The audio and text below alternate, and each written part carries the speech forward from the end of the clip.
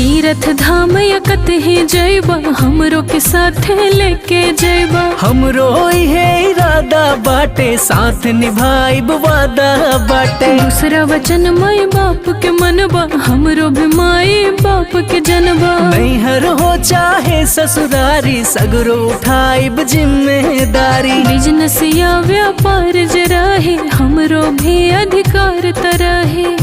ई तीसरा वचन है। अर घाटा होई चाहे मुनाफा हिस्सा रही तोहरो साफा। जुआ ना खेला शराब नाही पिया बाटे। जुआ ना खेला